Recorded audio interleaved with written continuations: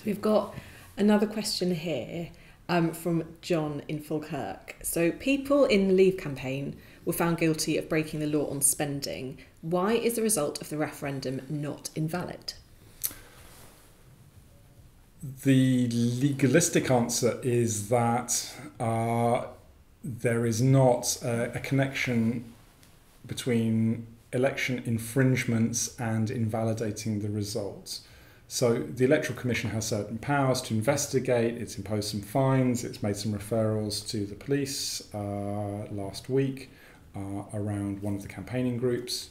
But none of that legally automatically leads to an invalidation of the result. I think the only way that you could imagine the result being declared invalid is a decision of Parliament to invalidate the results and presumably to impose some kind of remedy, which logically would be we have to do it again or we have to recount the votes, assuming that there's a warehouse with some large piles of paper. So I think there's a difficulty here. Any election has infringements. It's hard to think of any nationwide election that hasn't had some infringements.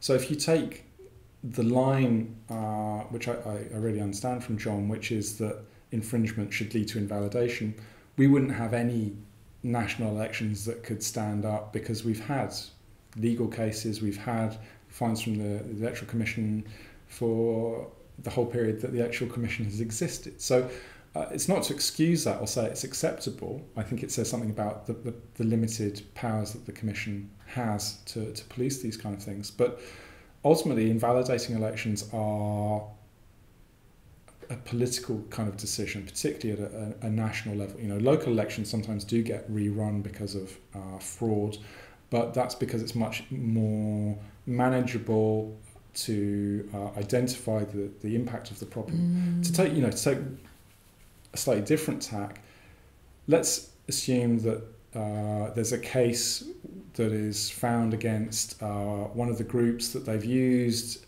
money that they're not allowed to use to do social media activity. There's not actually any way that you can show that money bought that social media post or targeted ad which had this impact on these people to vote in that way. So that the line of causality, I'm aware we're doing this on Facebook, but you think about all the ads you see on Facebook, on Twitter, on wherever you go, ad. Think about the impact that has.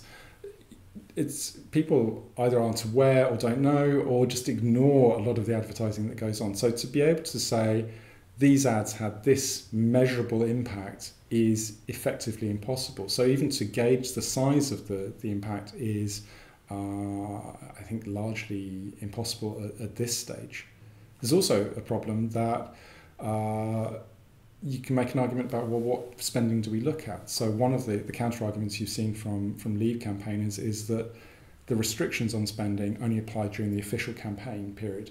And we know that the government released a little booklet that came out just before the start of that campaign period advocating the benefits of membership. Even within the campaign period, with all the declared spending that there was, including that contested money, we know that Remain spent more money than Leave. So money doesn't necessarily buy results, and which money at what point. So that's really why this doesn't lead to an automatic invalidation. Maybe if you had evidence of ballot stuffing in a very overt way, then you might well have more of a case. But we have no evidence that anything like that did happen.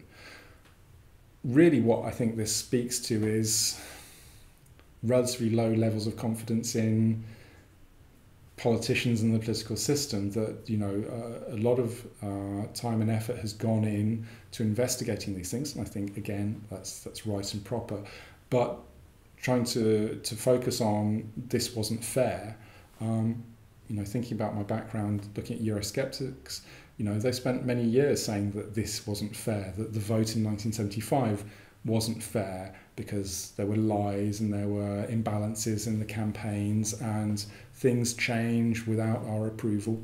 All the things that I hear now, Remainers say as well. So it's part and parcel of the political process, but it doesn't necessarily work. Eurosceptics for a very long time didn't actually have a real impact on anything, but very persistent, and eventually we've come around to the situation we're in now.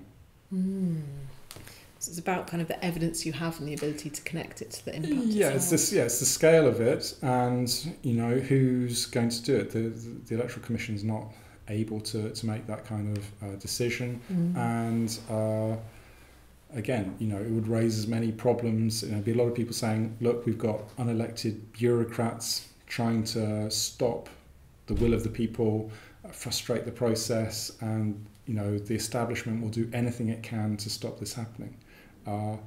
That's kind of how I would imagine it would go. So you're on a hiding to nothing on a lot of these things, and the question is partly how do we avoid these problems in the future, but also constructively from where we are now, where do we go? Yeah, how do we try and be constructive on this? Absolutely.